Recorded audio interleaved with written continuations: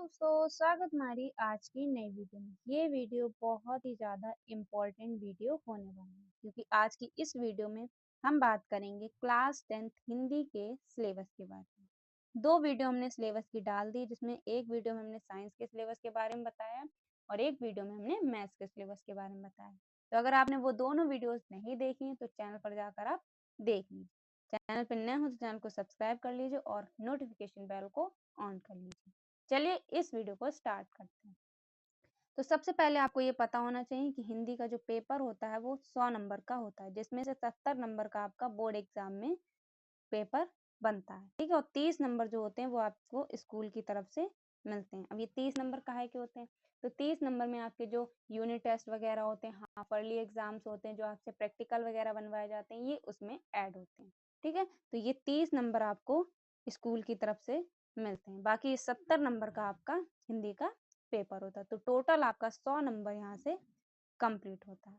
ठीक है, तो ये तो आप समझ गए। तो चलिए स्टार्ट करते हैं कि क्या क्या आपके हिंदी में पूछा जाता है। तो सबसे पहला बहुविकल्पीय प्रश्न। बहुविकल्पीय प्रश्न आपको तैयार करने हैं। ठीक है, और ये कितने नंबर के पूछे जाते हैं? 20 नंबर के पूछे जाते हैं और ये आपको ओ मार्कशीट पर फिल करने होते हैं।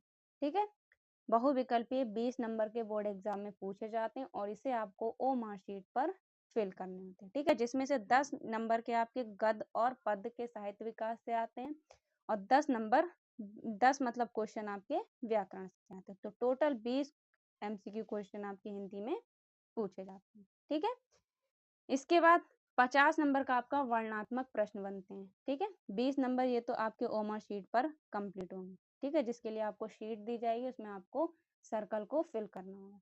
ठीक है, उसके बाद जो 50 नंबर बचे, इसमें आपके वर्णनात्मक प्रश्न आएंगे। अब वर्णनात्मक प्रश्न में सबसे पहला क्वेश्चन आपका बनता है 6 अंक का हिंदी गद्यांश। गद्यांश आपसे 6 नंबर का पूछा जाता है।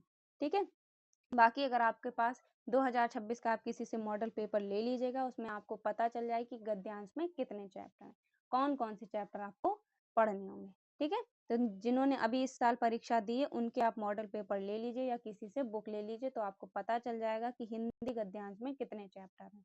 ठीक है, इसके बाद आता है 6 नंबर का पद्यांश। ठीक है, 6 नंबर का पद्यांश आता है और 6 नंबर के गद्यांश आते हैं। तो गद्यांश पद्यांश आपको किस पे करने होंगे? बोर्ड एग्जाम की जो आपको कॉपी मिलेगी उस पर करना होता है।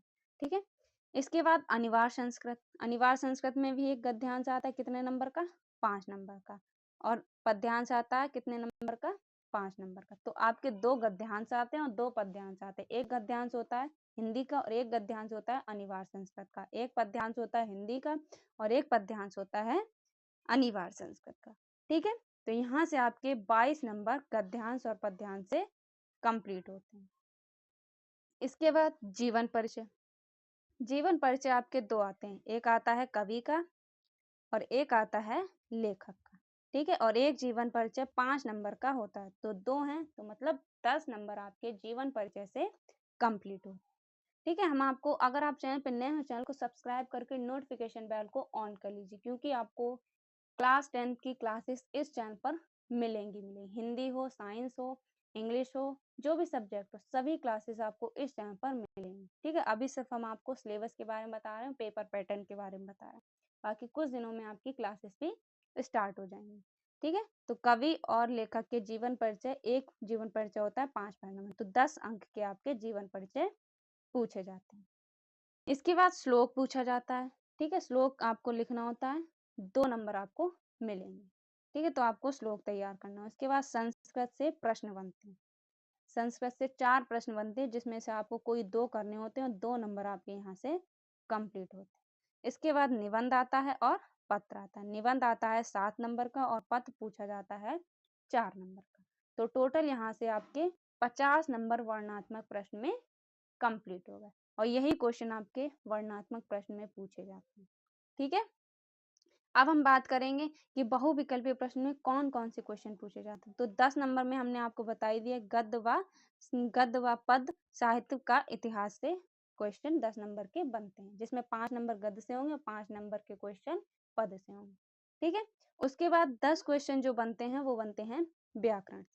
जिसमें से रस से होगा, छंद से क्वेश्चन बन सकता है, अलंकार से बनता है, समास से बनता है, ठीक है, तत्सम से बनता है, तद्भव से बनता है, पर्यायवाची से बनता है, उपसर्ग पूछ लिया जाता है, वाच्य, पद, परिचय। तो ये सब व्याकरण में क्वेश्चन आपके बनते हैं। ठीक है, तो यहाँ पर आपके बहुविकल्पीय प्रश्न आपको पता चल गया होगा कि किस किस से क्वेश्चन आपके बहुविकल्पीय में बनते हैं। तो 20 नंबर आपके बहुविकल्पीय प्रश्न के कंप्लीट होगा। ये किस पे फिल करना होगा, इसके लिए आपको ओ मार्कशीट मिलती है। ठीक है, अब आती है बात वर्णनात्मक प्रश्न। वर्णनात्मक प्रश्न हमने आपको बता दिया है कि क्या क्या पूछा जाता है। ये आपका 50 नंबर का वर्णनात्मक प्रश्न होता है। बाकी जो बचे हुए 30 नंबर है वो आपका आंतरिक मूल्यांकन है।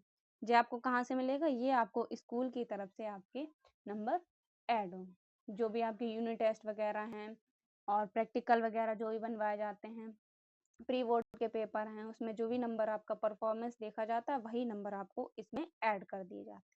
ठीक है, तो 30 नंबर आपको यहाँ से मिले, तो पूरा आपका 100 नंबर का पेपर पूछा जाता है। ठीक है, तो आप समझ गए होंगे कि हिंदी में क्या क्या पूछा जाता है। बाकी इसके आपको जो भी जैसे गद्यांश है, पद्यांश है, कौन कौन से चैप्टर है, ये आपको हिंदी की बुक आपको किसी की ले लेनी, जिन्होंने अभी 2026 में पेपर है। आपके भाई या बहन या कोई भी आस पड़ोसी हो, उनसे आप बुक ले लीजिए और आप इनके चैप्टर्स देख लीजिए। ठीक है, तो ये वीडियो कैसी लगी कमेंट बॉक्स में बताइएगा। आपको सारे क्वेश्चंस के हम आंसर करवाएंगे। पूरी हिंदी आपको बोर्ड एग्जाम से पहले खत्म करवा देंगे। बस आपको इस चैनल को सब्सक्राइब करना और नोटिफिकेशन बेल को ऑन कर लेना। अगली वीडियो आपकी एसएसटी या इंग्लिश की सिलेबस की पढ़ने वाली। तो ये वीडियो कैसी लगी कमेंट बॉक्स में जरूर बताएं। मिलते हैं नेक्स्ट वीडियो में, तब तक के लिए जय हिंद, जय भारत।